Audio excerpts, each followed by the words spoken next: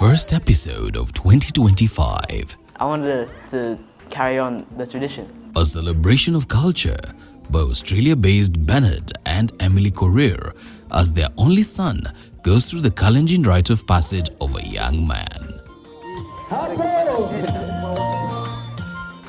The color, the dancing, the enjoyment, and why Kenyans in the diaspora continue to embrace tradition despite living abroad, plus the benefit it has in their lives. He came not speaking a word of Kalenjin, but now he can tell you his clan, his totem, where he's come from.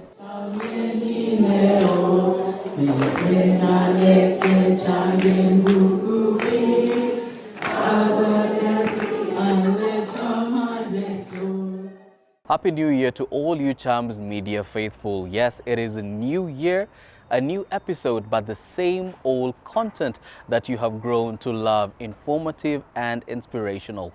Now, you'll agree with me that most times when Kenyans dare abroad, they tend to forget their culture, but not today's guest. We're talking about the Korir family, and this is how they keep in touch with their motherland. Take a look at this.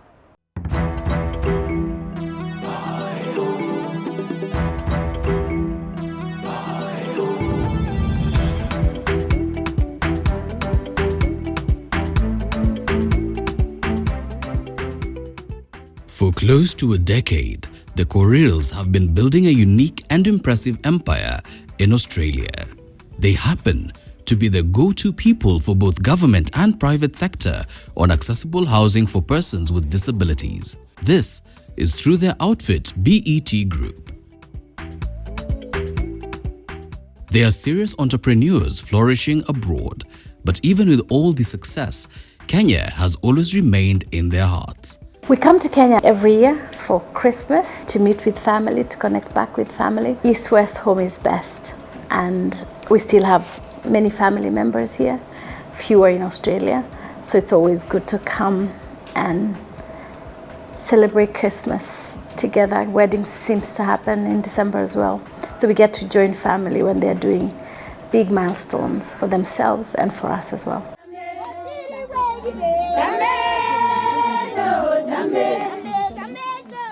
And this love for country and its traditions was in full display this past December in Kericho County.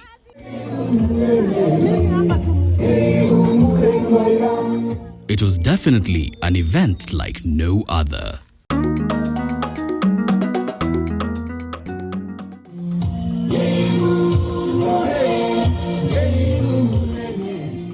From the choice of songs to the kind of dances, the choice of fashion to the type of decor, the activities engaged in to the kind of guests in attendance, you could clearly tell this was not your ordinary gathering.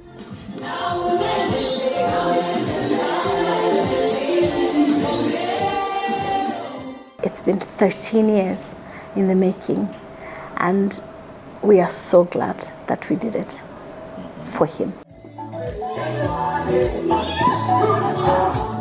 The event was a celebration of all things culture as the Korirs marked their son's transition from a child to a young man. A lot of our friends in Australia thought we were crazy doing this, but when he was born, we were for sure. My husband asked me that he would like him to go through manger, and I said I supported him because if the product would be like him after manger, then I wanted it for him. So for many years we talked about it, but he was a young child. But the past 2 years, that has been Dad's work, to talk to him and tell him what it is. And I remember when he clicked and he said, yes, I'm ready, was last year Christmas. We were in Kericho and we were going through looking at the cows. He had just had a conversation with Dad. Dad walked down the river and came back. And he said, Mom, I'm ready for mangers. I wanted to carry on the tradition of the rite of passage, because my dad, my grandfather, they all did it. So I thought I would just carry it on.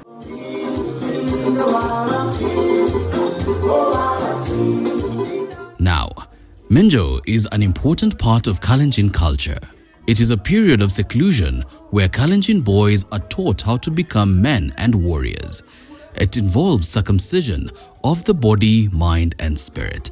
This explains why a Kenyan family domiciled abroad would want their child to undergo such a significant milestone.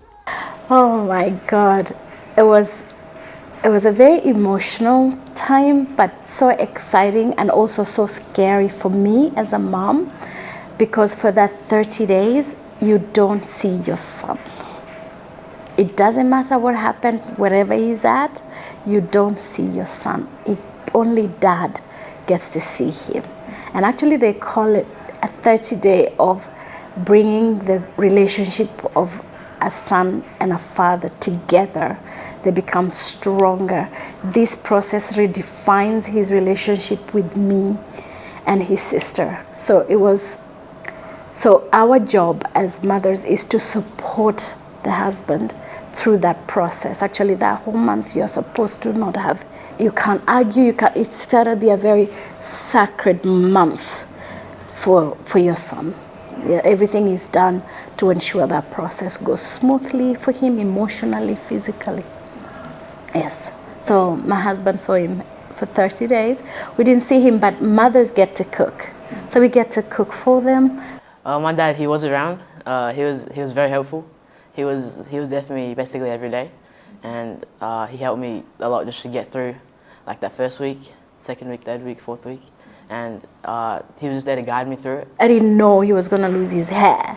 So we go to the anointing ceremony in the evening where with the mothers anoint them. They've been with fathers all day. We get to anoint them before they go to the forest. And they had no hair, and I'm thinking, oh my God, my son loves his hair. He's been growing his afro, and now it's gone. But when he came out and we had an opportunity to say, what did you think of your hair? And he said, that was childish hair. Now I'm growing a man's hair. So that was amazing.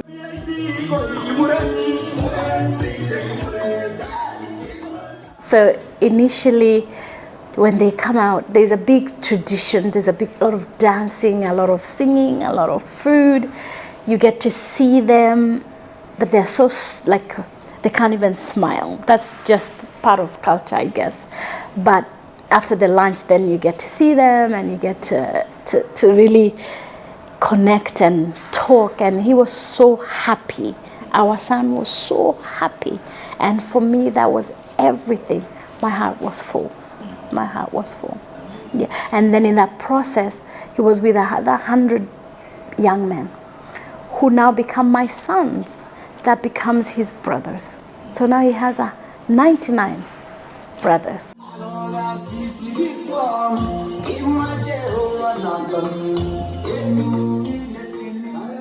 This was the roadmap to the event, a celebration of Bradley and his accomplishments.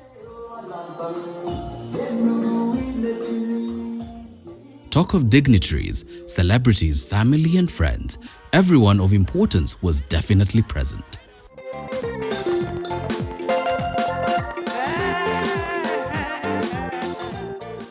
Just by looking at all the fanfare, you could sense the magnitude and the importance of the practice to the Kalenjin community.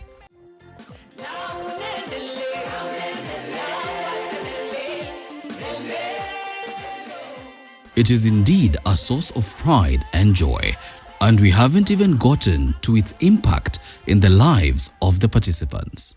And they were mentored by very prominent people from our tribe to tell them about how they became who they are, their success in business, in politics, in education, in athletics. And everything came back to being disciplined and respectful to everyone around you. We actually underpaid for the process because what we've gained, not just as him, but as a family, the connections we've made and the importance of it. He came not speaking a word of Kalenjin, but now he can tell you his clan, his totem, why that totem, where he's come from. He understands his culture. So I can introduce myself in Kalenjin and Swahili. So, Minitua Bradley Kibet harap nyano. And in Calais, it's Kiureno, Bradley Kibet harap nyano. Then in Calais, Mationdo. Tiondo is clan in Calais. It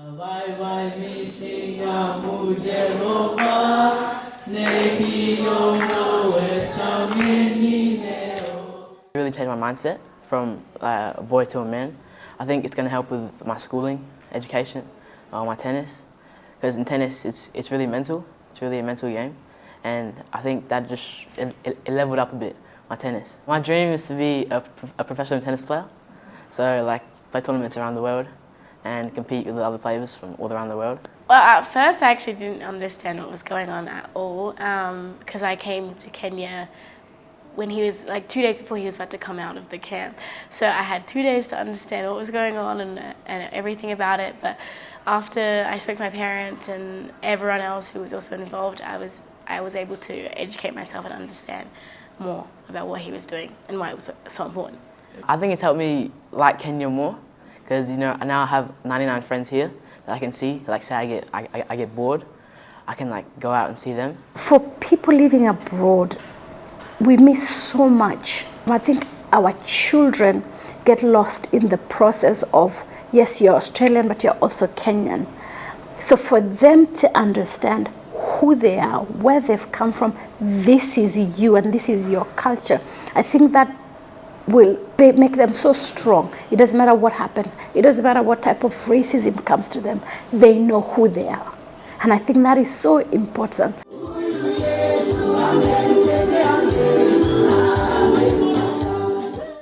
The event culminated in gift giving, which was accompanied by words of wisdom and special prayers. What a way to mark a boy becoming a man. This is one way the Korirs are connecting to their motherland. They hope to continue this connection with Kenya in more ways than culture and family. This includes bringing the good work they've been doing in Australia right here to the 254. Our purpose is to support people with disabilities to live well and thrive. We do that in Australia. We've done that in Australia for the last 8 years. We have received so many awards, global and local. We want to bring that to Kenya. People with disabilities are the most forgotten. And it's not just in Kenya, majority of countries. We need more stakeholders, but number one stakeholder should be the government. They need to really consider, but people with disabilities need to be a part of this because it's for them. They're the end user, so they should be a part of any decisions that will happen about accessible housing within the social housing. I know it's this government's big agenda, housing, consider people with disabilities.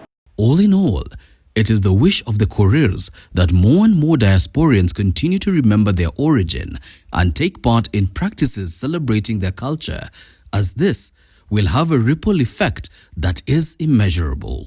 I would really say reconnect with culture. It is everything. It's everything for you, whether you live in Kenya or live abroad. Mwacha mila ni mtumwa. It is so true, that saying. Connect to culture. When we went back to the village to let our extended family and neighbors celebrate this moment, you could see mature women were coming to me crying, saying, thank you for doing this for him, because now we know our culture goes on. Bradley said he would love his sons to go through Minjo. He understands it now. So we know that will continue. And if we keep doing this, then our culture stays. The 44 tribes in Kenya, we all have culture. Reconnect to that. It's the most beautiful thing. It's the most beautiful thing you can do.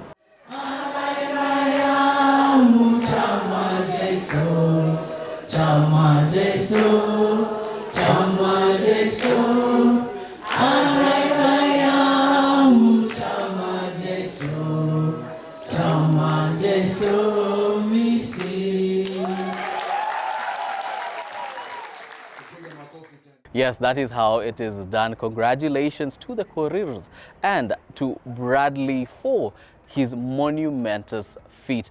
Now, on behalf of the team responsible for this week's episode, we say many thanks for watching, and keep it locked to Chams Media TV all year round for more inspiring content.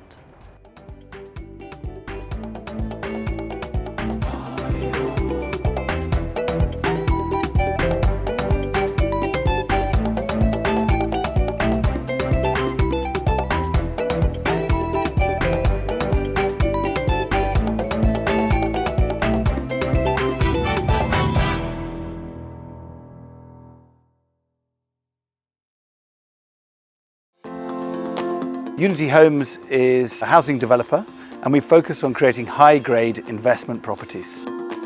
We were founded in 2015 really with the aim of producing high-quality homes at an affordable price. At present, we have 3 projects ongoing within Tartu City.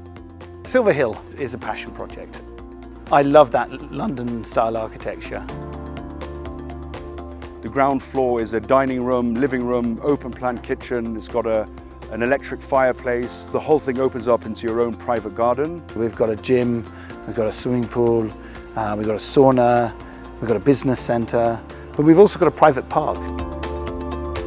I would urge anybody who's watching this, whether you're in the diaspora, whether you're in Kenya, you should get in touch with us. We make sure that these are pleasant places to bring up families.